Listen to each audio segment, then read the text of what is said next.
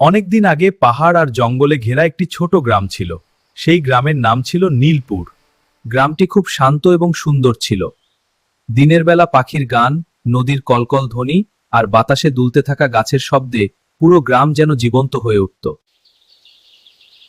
কিন্তু এই শান্ত গ্রামের সঙ্গে জড়িয়ে ছিল এক অদ্ভুত রহস্য। কিন্তু প্রতি রাতে পাহাড়ের মাথায় এক অদ্ভুত আলো দেখা যেত।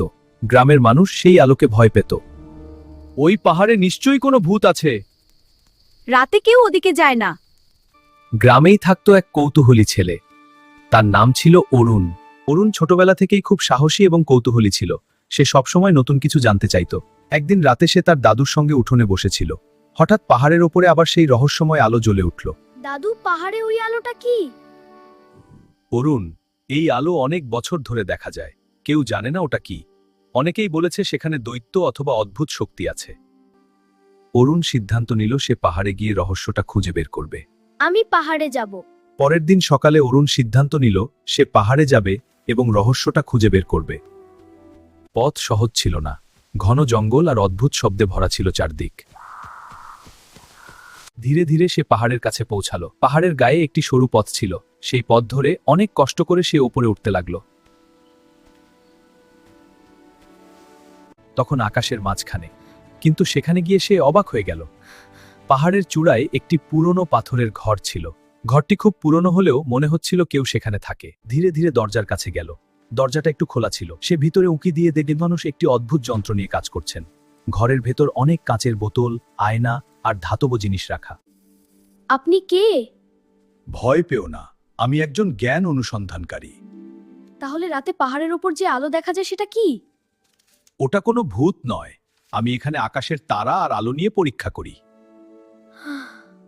রাতে যখন আমি এই বড় কাঁচের যন্ত্র দিয়ে আকাশ দেখি, তখন আলো পাহাড়ের ওপর ছড়িয়ে পড়ে। সেই আলোই তোমরা নিচে থেকে দেখো। তাহলে এতদিন সবাই ভুল ভেবেছিল। অনেক সময় মানুষ না জেনেই ভয় পায়, কিন্তু সত্য জানতে হলে সাহস আর কৌতূহল দরকার।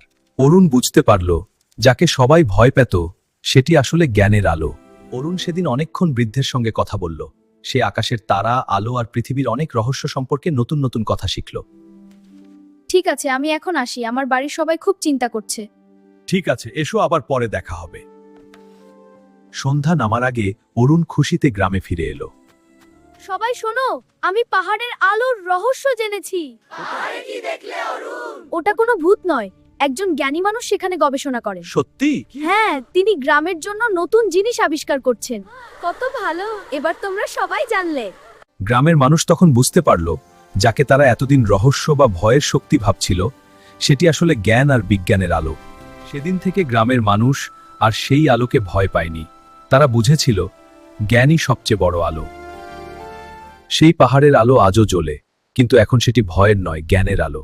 ভয় অনেক সময় অজ্ঞতা থেকে জন্মায়। সাহস আর কৌতূহল থাকলে রহস্যের মধ্যেও সত্যকে খুঁজে পাওয়া যায়। তোমাদের কি মনে হয় পাহাড়ের আলোটা কি ছিল? কমেন্টে লিখে জানাও। আর এমন গল্প পেতে চ্যানেলটা সাবস্ক্রাইব করতে ভুলবে না।